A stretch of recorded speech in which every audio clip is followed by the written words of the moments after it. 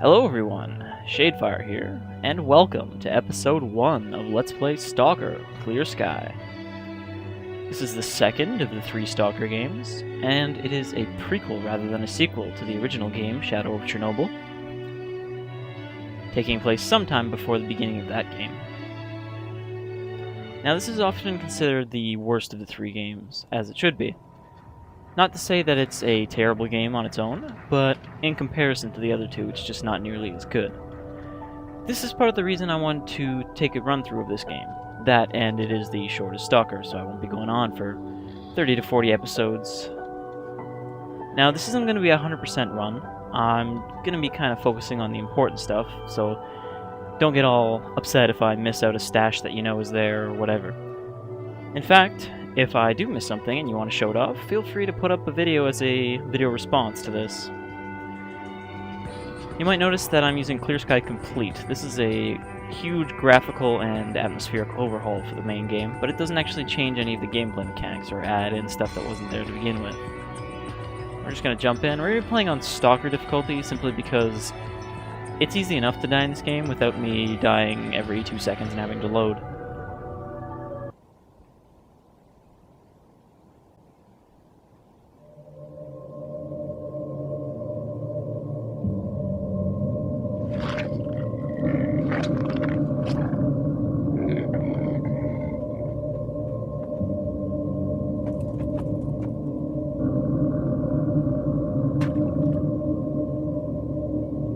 In actual fact, we have nothing to worry about. According to our research, the next emission will not occur for at least 2 months, 4 days, and 7 hours. Its intensity will be 3 on the Bergman scale, which is 2.13.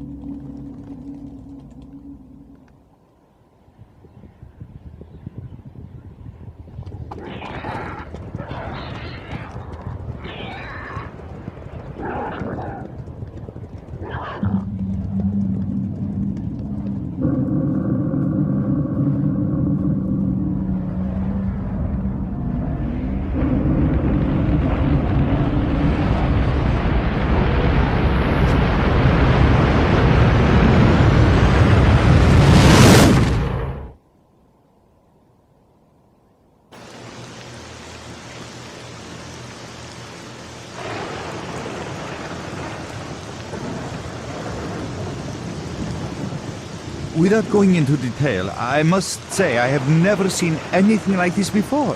The encephalogram suggests serious damage to the nervous system. But the other indicators couldn't be better. It's astounding. Perhaps it has something to do with the emission. Most certainly, although so far I've been utterly unable to formulate a rational explanation for this apparatus.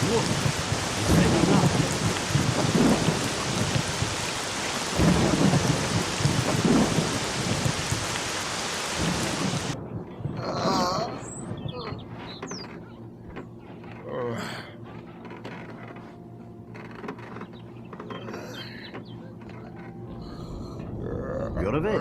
That's good.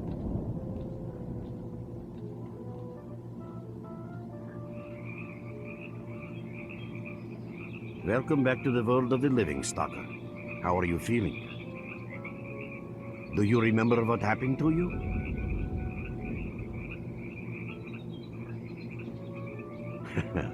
In the joking mood, eh? That bodes well for your recovery. I'm Lebedev, the group leader, and I'm responsible for everyone here. That includes you, for as long as you're here. We call ourselves Clear Sky, and you are in our base right now. We picked you up in the swamps after the emission. Lucky? I doubt it. The facts are these. You survived the emission. That's the first thing I still can't explain. The second thing is that our patrol found you in the swamps, which are essentially endless quicksand. And thirdly, you nearly got torn into shreds by a pack of pseudo-dogs. But our boys got you out just in time. Such a chain of events tells me it's more than just luck. Anyway, I need to finish what I'm doing. So let's continue this conversation later.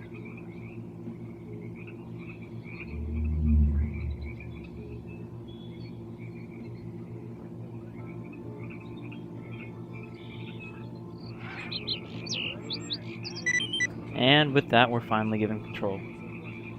So here we are. You can see our mini-map at the top left, and at the bottom we've got a armor meter, the dark blue meter. We've got a health meter, the red meter obviously, with the small teardrop on the left of that is our bleeding indicator. It'll flash red when we're bleeding and need to use a bandage. On the right of that, you've got the actual meter, which is our radiation detector. Obviously we're not irradiated right now. And then under that, our stamina meter, and above that, 4 different damage indicators. Now because we're in the Clear Sky base, we can't take any weapons out or anything. So there's going to be quite a bit of talking in this episode. Not so much further episodes. But we're still in the tutorial area here. Got our flashlight. We can pull up our PDA, which has our map and all sorts of useful information. There's nothing really important to talk about there yet. Alright, so we're in the Clear Sky base, which is this small area here.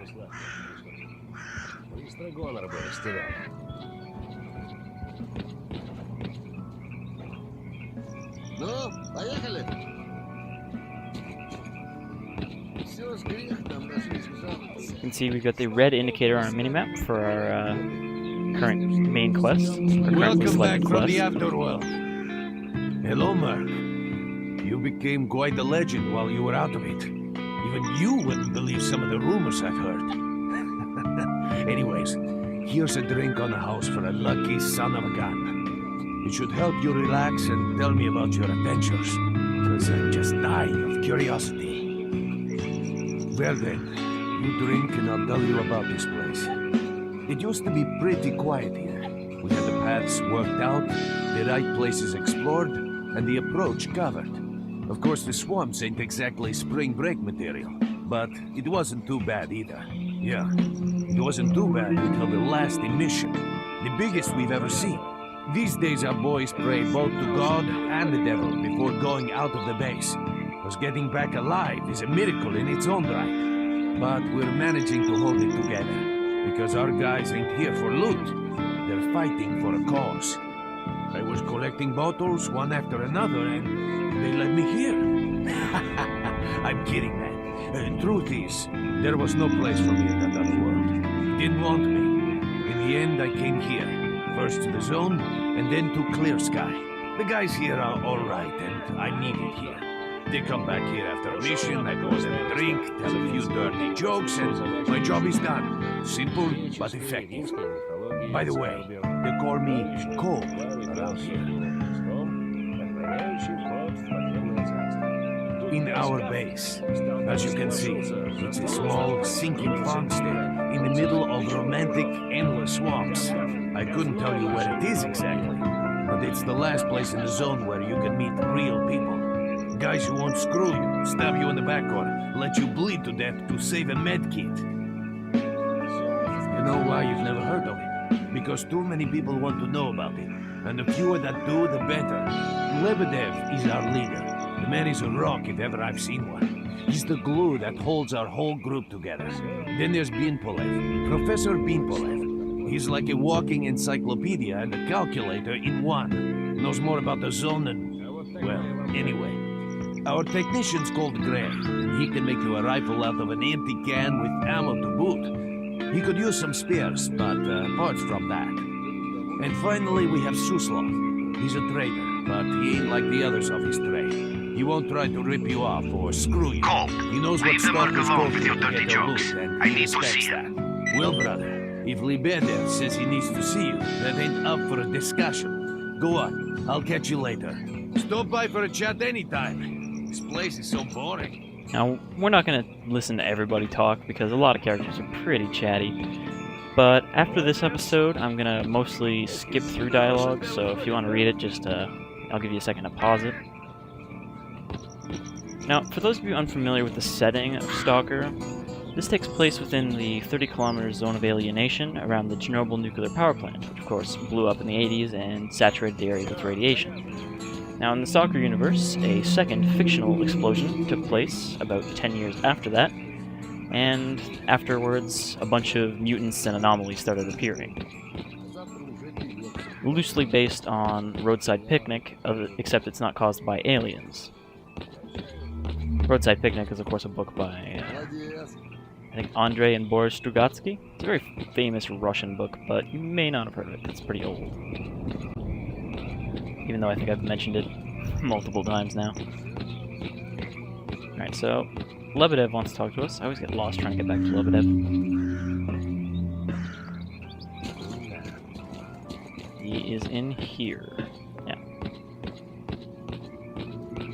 Got some fresh air? You look better, that's for sure. Let me fill you in on this situation. You're in the Clear Sky base. Don't try to remember who we are. You've never heard of us, and there's a very good reason for that. Our mission is to research the zone. We believe that the zone must be studied and understood so that humanity knows what it is facing here. Understanding is the key to coexisting with the zone. Because if you think about it, the zone is the most wondrous phenomenon humanity has been confronted with in its entire history. As I said, we are researchers. We are trying to figure out the nature of the zone, determine the reasons which caused it to appear, and formulate the rules that govern its existence. We are not consumed by a quest for money. We don't seek fields of artifacts, and we're not interested in turf wars with other factions. That is why we're hiding here in the swamps and concentrating on our research. Our forte is not combat, but knowledge. Knowledge of the zone, accumulated over years of research. We know more about it than stalkers and the government combined. And our research was finally shaping up into a sound, coherent picture until the massive emission a few days ago. No, that emission was incredibly powerful. It was on a level of its own. It was like a hurricane that swept the whole zone, changing it. Everything is different. The well-known and relatively safe areas have become highly radioactive and full of anomalies. But now, you can access parts of the zone that have been unreachable for years. Even the most hardened stalkers don't know what awaits them on their favorite path. The other thing that changed is people, and that became evident right away. The emission destroyed the fragile balance between factions, and they're now warring for territory. In other words, many strange things have happened, and I don't yet fully understand the scale of these changes. It's only been a few days since the emission. If you ask me, the strangest thing of all is that you managed to survive it. I see. How can I help you? Getting out of here isn't easy, not by a long shot. The swamps are a real maze of reeds and radioactive quicksand, swarming with terrible monsters and human scum. And I don't know which is worse. Only a guide can lead you safely out of here. We only have a handful of them, guys I would trust with my life without a second thought. Unfortunately, it's not that simple. Because if I let you go, our presence here might not stay a secret for long. We are having a very tough time here recently. The emission reduced the number of anomalies in the swamps, which made the area easily accessible for bandits and other vermin. There are so many of them, they'll be setting up camp in our base soon if we don't do something about it. The problem is that we're not really the fighting type, so we've been steadily losing ground. But you, one look at you, tells me you're a pro in that sort of thing. This is the second outpost. Your experience can save the lives of many of my... That's enough chit-chat. There's been another attack on our outpost. Help us fight it off. If it makes any difference, some of the boys who saved you are there right now. You still remember how to survive in the zone? Great. Get over to the trader and he'll fit you out with some basic equipment. After that, head straight to the outpost. Once you're outside the base, listen to my advice. I'll try to guide you along. Alright, so now we've been given our first sort of tutorial-type mission. Issue him with all the equipment he'll need for the mission. Roger that. Over here is the trader Suslov, who is, of course, voiced Hello by there. Steve Blum. Can't escape a Russian game without having him doing his At Russian last. accent. Here, take this basic equipment kit. It's designed specifically for patrol missions. I've been ordered to issue you some equipment. There's no time for questions. The boys need you now. Alright, so we pull up our inventory here. Despite the fact that this has a grid, it's not a grid-based, inventory Tetris type system. It's simply weight-based. You can see we're carrying 14.5 kilograms out of a max of 60. I believe you can carry slightly more than 60, but it reduces your ability to run. Alright, so we've got a Makarov, the most basic kind of pistol. We've got our AK-74, and we've got this old sawed-off double-barrel shotgun. Now we're not going to use the AK because we've only got the one round loaded, or the one clip loaded into it. So we're just going to use the double-barrel shotgun because the ammo is kind of readily available right now. This right here is a sleeping bag. This isn't normally in the game. It's something added by Clear Complete, and it basically lets you pass the time. So if you're stuck at night and you want to get back to day, or if you want to hunt around in the dark, that's what that's for.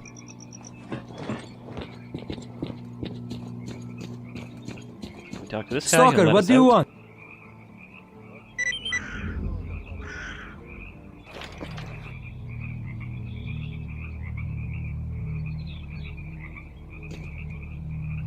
Now this area doesn't really exist, or rather it's inaccessible outside of this one tutorial mission. There's no way to get here from anywhere else. And there's no way to leave until we finish the mission. There are anomalies ahead. Be careful. Remember, don't move until you've thrown a bolt in front of you. So, like you said, we can throw bolts, and if they hit something like that, it means there's an anomaly there that we don't want to step in. So that's how you can determine whether it's safe to walk or not. You can also pull out a detector. This is how we find artifacts. Artifacts are invisible until you get close to them with a detector out, but they'll appear once you get close enough and you can pick them up. They're one of the most valuable items in the game for selling purposes. Oh, by the way, you can sometimes find artifacts in anomalies. You can't see them, but detectors spot them easily enough. If you get close enough, your detector will indicate the location of the artifact, and then you just pick it up easy as pie. Keep in mind that your current detector isn't exactly top of the line. It only shows the distance to the artifact. So as he said, right now we have the cheapest detector. All we get is this blinking light and sound that will increase in pitch and frequency as we get closer. Later detectors actually have a either a little mini-map or a direction indicator. And there we go.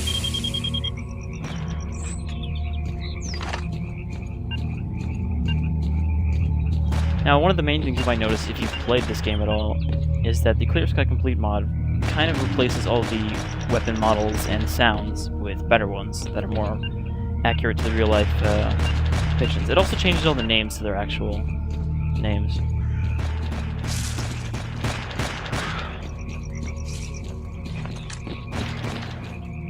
Alright, we got some trouble ahead.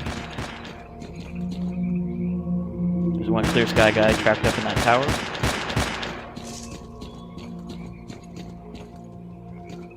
And some boars, keeping him up there.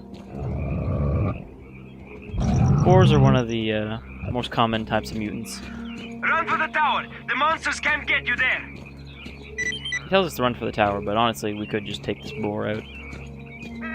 Because, if we look around, oh, that guy's got just the same stuff as us. There are a few crates here with items on them. We got this ammo. Those kind of crates there almost always have stuff in them, so they're always worth breaking. Where did that boar go?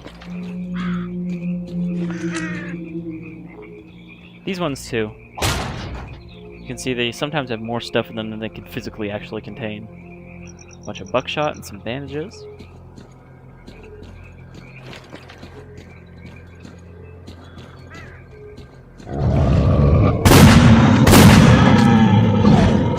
Didn't even see those other two until I heard them in the last second.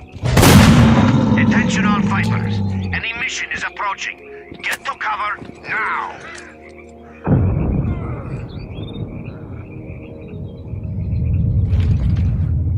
Oh, this guy just died. Presumably because of the emission.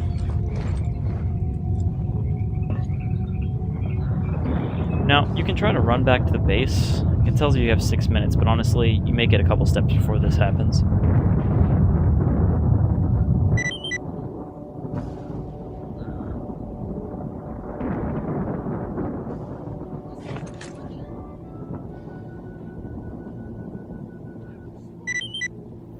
And we're back at the base once again.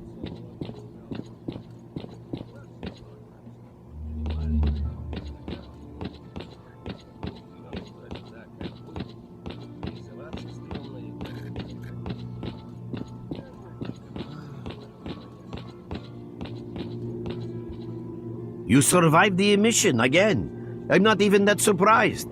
Our boys picked you up not far from the tower when things calmed down a bit. You know, Bien Polev was right.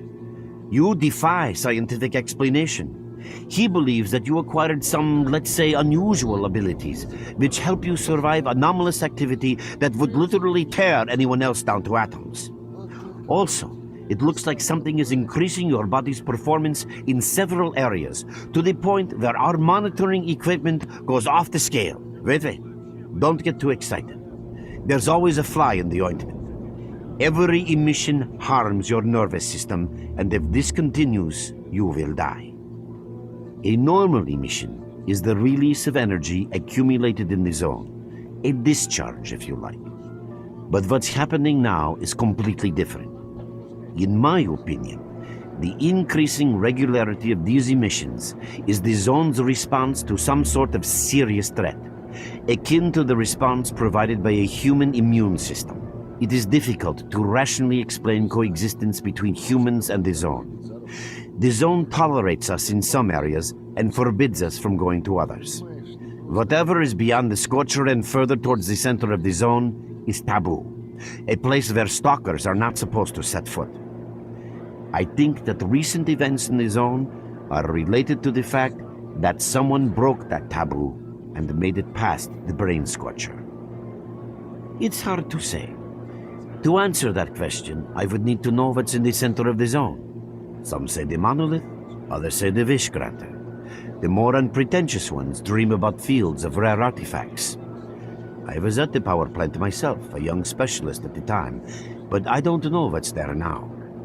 What I can say is that the Scorcher appeared for a reason. It prevents the center of the zone from being reached. People cannot go beyond the brain scorcher. I didn't think so until the large emission. Hell, nobody thought so. However, if you consider the emissions to be a defensive reaction, then the answer is obvious. Someone made it through the scorcher, and the emission was the zone's response. And since the emissions haven't stopped, whoever it was must still be alive. The zone is trying to get them, and it's killing everything that's alive in the process. I know a lot about the zone, but I can't share everything with you. You'll just have to trust me on some things. A system, any system, needs to be in equilibrium. The zone is unstable right now, and this instability is increasing.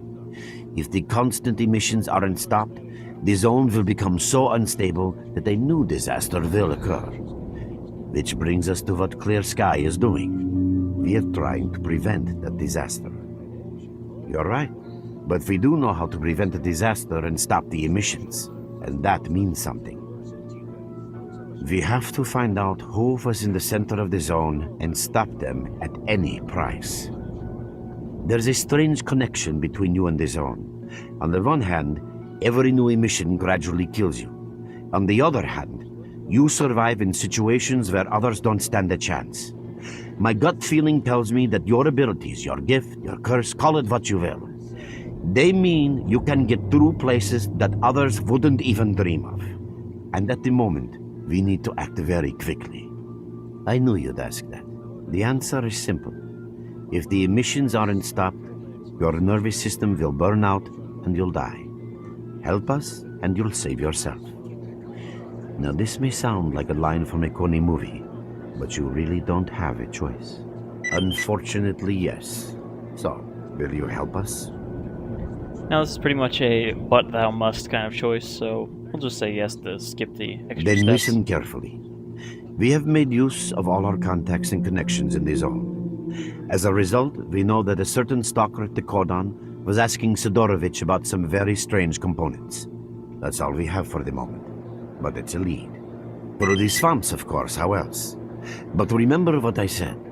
After the emission, a whole army of all kinds of scum turned up in the area.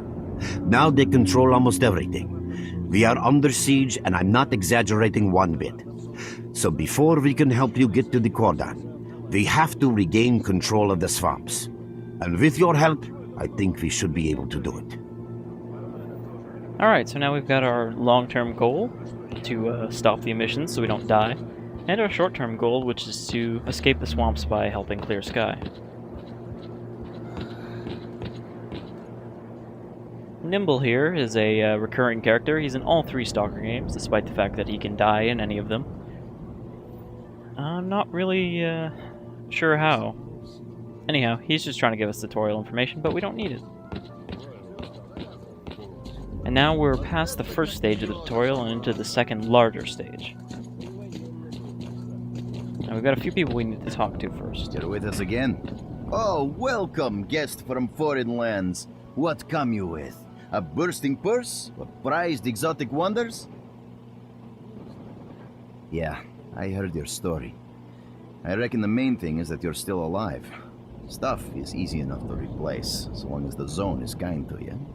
So, we're gonna trade, or you got some questions for me? That's the sort of people we are. You can't buy an extra 15 minutes of life, or a spare store from death. But us traders are needed everywhere, even in the zone, even in the swamps, and even underground. It's an illusion that the zone is under lock and key, and the army has all... let's not talk about it. You have no idea how tired I am of peddling these trinkets. There's a ton of ordinary artifacts out there, but who knows? Maybe stalkers have already found everything that... Yeah, I know. Anyway. Drop in next time you're in our neck of the woods. Alright, so, you can see here we've only got 200 rubles, so we're doing pretty bad. But we can sell off this jellyfish artifact we got, because it's not very helpful to us other than reducing radiation. Right now we don't have any slots, though, in our current armor to actually use that, so it's no good to us, so we'll just sell it off. And he doesn't really have anything worth buying either, so we're done with him. Now, there's not much point in talking to most people. Any of the non-important, non-quest giver type people will all say pretty much the same things. However, this guy has a quest, just a regular little quest. You can tell because on the map, some of the green dots will have a circle around them. These are people who might have quests for you. A lot of them just have little crappy, repeatable type quests, so they're not really worth it. А хорошо. Ну да, как анекдот, так обязательно бородатый надо.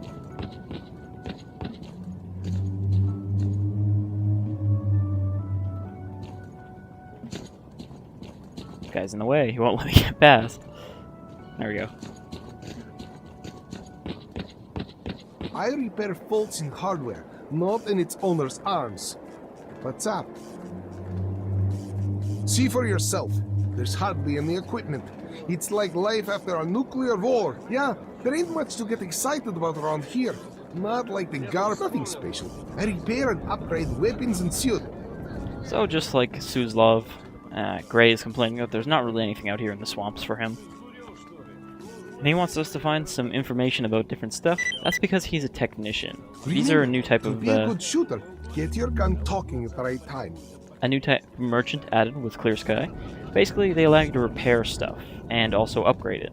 You couldn't do either of these things in the original Stalker game, which was a real pain in the ass when you wanted to repair your armor and had to just buy a new version of that armor instead. Как-то столкнулись в подземельях агропрома кровосос и контролер. Кровосос. Ну ты меня не слухал. Чудовище. Now, we're gonna upgrade our pistol because it's really cheap to upgrade, and also we're gonna be using it for the whole tutorial swamps area. So we'll increase, rate of fire, recoil, all that. We'll increase the flatness, which I believe is the sort of scatter range, how far it can scatter away from the crosshair. Increase that. And then increase the 2 accuracy. And that should be good for now. And with that, we're pretty much ready to head out into the actual swamp proper. Kill some real bandits, not just boars.